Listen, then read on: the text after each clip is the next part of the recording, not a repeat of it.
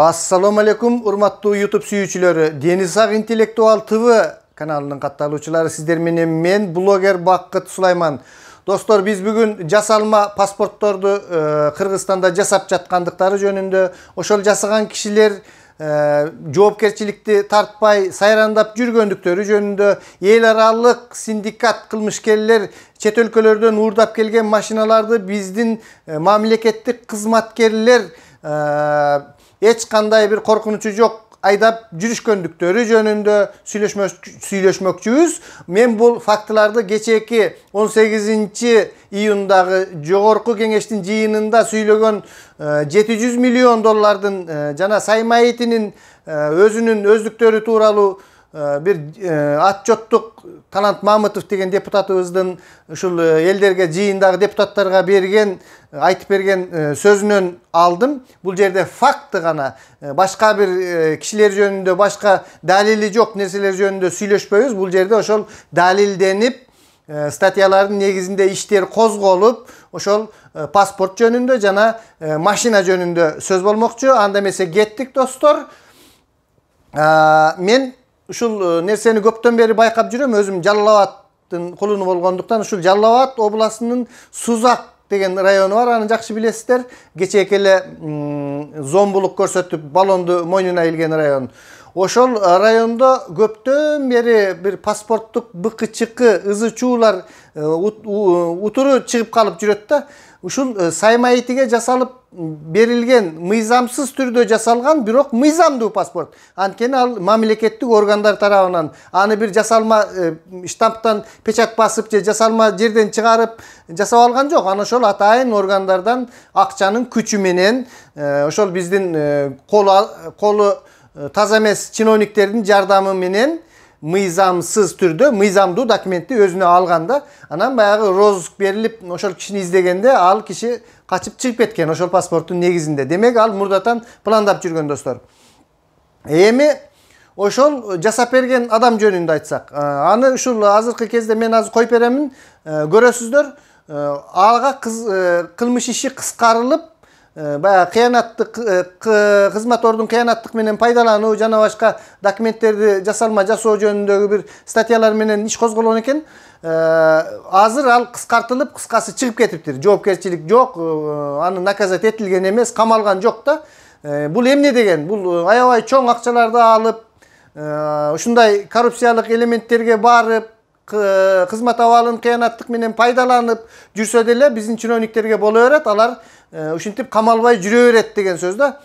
Мен албетте бирөөлөрдүн эле камалып какшап жатып калгандыгын каалабайм, бирок мындай болуп бүткөндүгү бир күмөндү туудурат да. Бул жерде сот органдары жакшылык кылып чыгарганбы, иши кылып эмне болсо дагы ал киши азыр сайрандап эле, шашпай эле ушинтип жүрөт экен ошол Сузактык киши. Паспорт столдо иштеген, жасап берген киши. Бул биринчи маселе достор. Эми биздин турмушта мындай нерселер болуп жатат.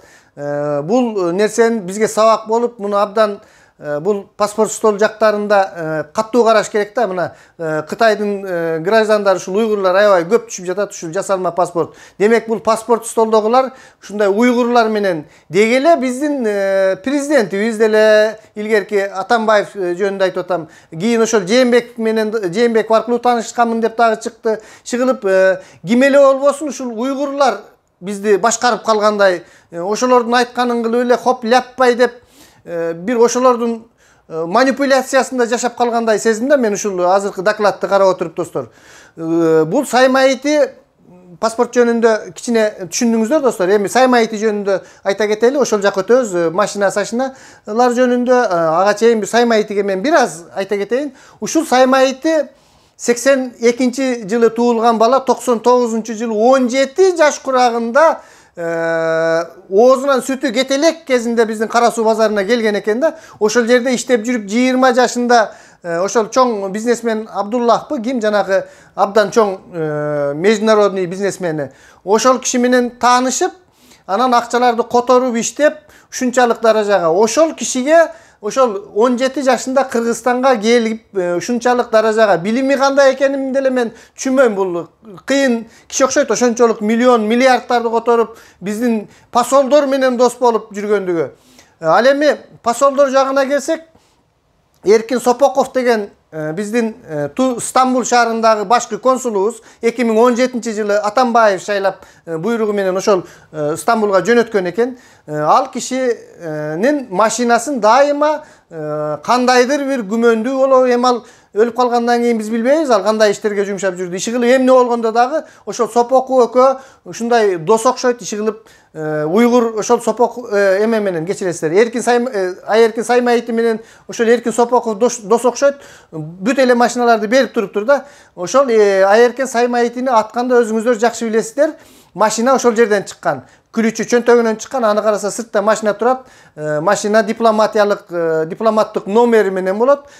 Кадимки эле процедуралар бул кандай машина деп текшере баштаганда достор, мына ошондо кызык башталганда көрсө ал машина Range Rover. Ушул мен азыр иштеп жүргөн Санкт-Петербург шаарынан жоголгон экен. Ал Интерполдо ушундай издөөдө турган машина экен.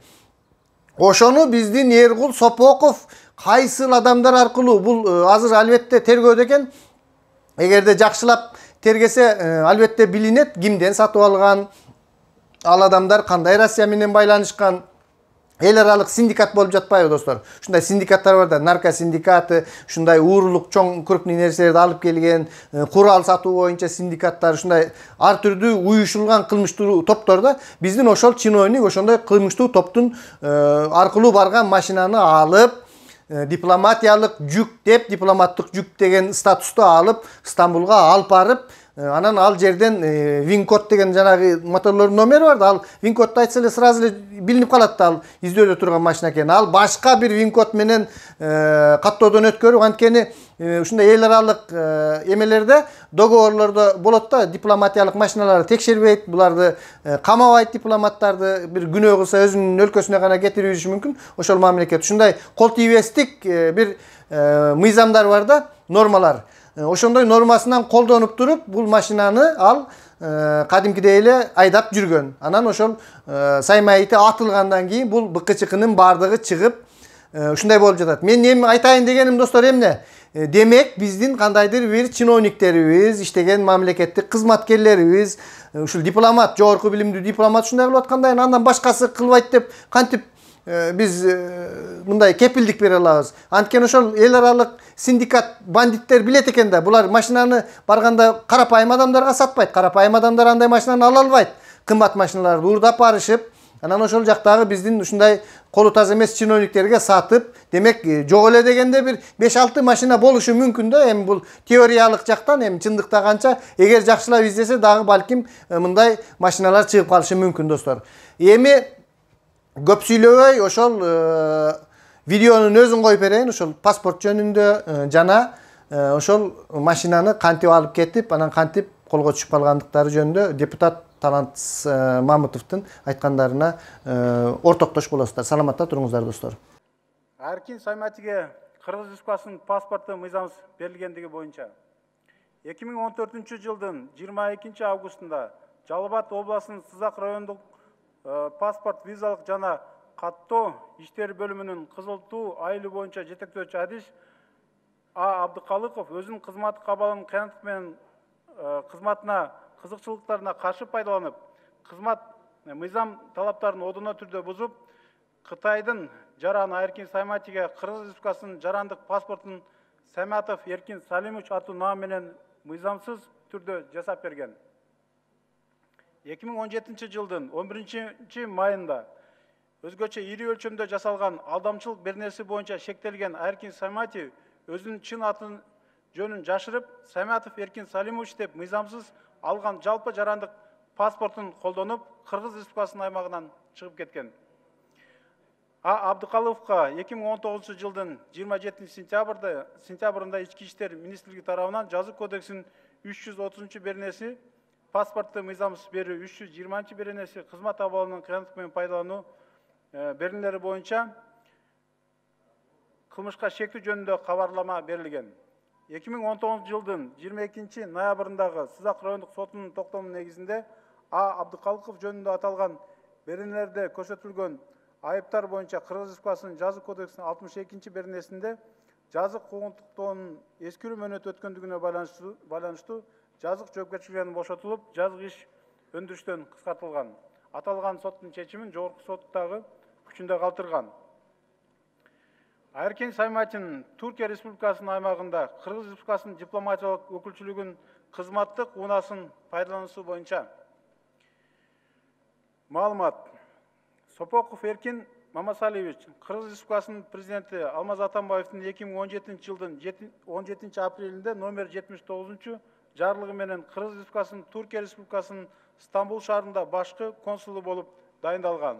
Ал 01 KG 107 АБР мамлекеттик номерлүү Range Rover үлгүсүндөгү автоунаасын Стамбул шаарына алып кетүү максатында автоунаага дипломатиялык жүк статусун берүү үчүн Кыргыз Республикасынын компетенттүү органдарына 2017 жылдын 4 майында кайрылып, ошол эле жылдын 22 майында мамлекеттик бажы кызматынан шарттуу чыгаруу режиминде автоунааны алып чыгууга уруксат алган. 2017 жылдын 26 августунда Тышкы иштер министрлиги жана Түркия Республикасынын компетенттүү органдары тарабынан жогоруда көрсөтүлгөн автоунаа башкы консул Эркин Сопоковдун жеке мүлкү катары катталып, ага 34 СК 2902 дипломаттык белгиси ыйгарылган. Эркин Сопоков мыйзам талаптарын одоно бузуп, дипломатиялык автотранспорт каражаттарын жол жоболоштуруусуз пайдаланууга бөтөн адамга атайлап берип турган. Алсак, болжол менен 2019 жылдын ноябрь айынын башында Эркин Сопоков жогоруда аталган автоунаасын жеке пайдалануу үчүн өзүнүн таанышы Кытай Республикасынын жараны Эркин Сайматиге берген. 2019 жылдын 10 ноябрында Стамбул шаарында Эркин Саймати ок атуучу курал менен өлтүрүлгөн. Түркия Республикасынын укук коргоо органдары тарабынан окуя болгон жерди кароонун жүрүшүндө Эркин Сопоковго таандык болгон Range Rover автоунаасынын ачкычтары табылган. Ал эми автоунаа кылмыш болгон жерден алыс эмес аралыкта токтотулуп тургандыгы аныкталган. Стамбул шаарынын автоном жеке экспертиза кеңсесинин тактамасына ылайык Эркин Сопоковго таандык болгон Range Rover автоунаасынын борттук компьютердик маалыматына ылайык анын вин-коду автоунаанын документтеринде көрсөтүлгөн вин-кодуна туура келбегендиги белгилүү болгон. Андан тышкары Интерполдун Кыргыз Республикасында улуттук борбордук бюросунун маалыматына ылайык кара түстөгү 2013 жылы чыгарылган кыймылдаткыч номери 448 ДТ 00-26-086 Range Rover автоунаасы Интерполдун маалыматтар базасында 2013 жылдын 4 декабрында Россиянын Санкт-Петербург шаарында урдалып кеткен деп катталган. Эркин Сопоков 2019 жылдын 11 ноябрында Кыргыз Республикасынын Түркия шаарынын Стамбул шаарындагы башкы консул кызматынан бошотулган. Жогоруда көрсөтүлгөн фактылар боюнча 2019 жылдын 26 ноябрында башкы прокуратура тарабынан жазык кодексинин 320 беренесинин 2 бөлүмүндө көрсөтүлгөн кызмат абалынан кыянат менен пайдалануу кылмыштарынын беренелери менен кылмыш иш козголуп, анын тергөө улуттук коопсуздук мамлекеттик кызматынын башкы тергөө башкармалыгына жүктөлгөн. 2019 жылдын 28 ноябрында Эркин Сопоковго айып угузулуп, сот тарабынан баш коргоо чарасы катары улуттук коопсуздук мамлекеттик кызматынын тергөө изоляторуна камакка алуу тандалган.